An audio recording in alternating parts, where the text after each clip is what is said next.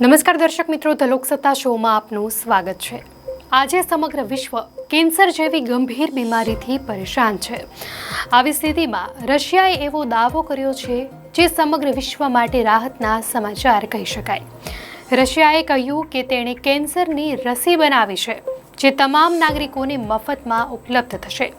એક અહેવાલ અનુસાર રશિયન રેડિયોલોજી મેડિકલ રિસર્ચ સેન્ટરના ચીફ એન્ટ્રી કેપ્રીને જણાવ્યું છે કે આ રસી 2025ના આરંભમાં લોન્ચ કરાશે।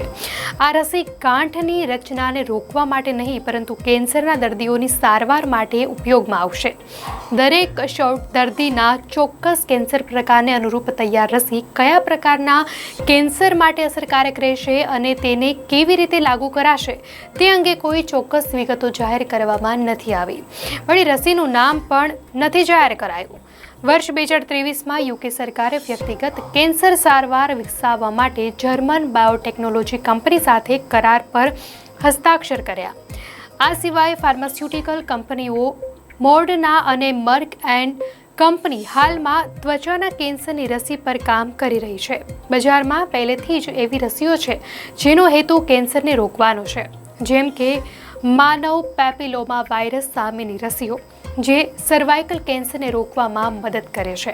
દુનિયામાં પ્રથમ વ્યક્તિગત કેન્સર રસી માટે વૈજ્ઞાનિકો સતત પ્રયાસ કરી રહ્યા છે।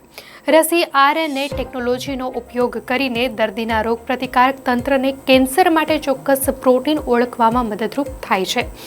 ફ્લોરિડા યુનિવર્સિટીના સંશોધકોએ પણ આ વર્ષના આરંભમાં 4 દર્દીઓ પર વ્યક્તિગત રસીનું પરીક્ષણ કર્યું હતું। હ્યુમન પેપિલોમા વાયરસ અને હેપેટાઇટિસ બી માટેની રસીઓ જે લીવર કેન્સરનું કારણ બની શકે છે તે પહેલેથી જ છે, જે કેટલાક કેન્સરો સામે અસરકારક છે। તો રશિયાએ અગાઉ કોવિડ-19 માટે સ્પુટનિક વી રસી તૈયાર કરીને ઘણા દેશોને મદદ કરી હતી।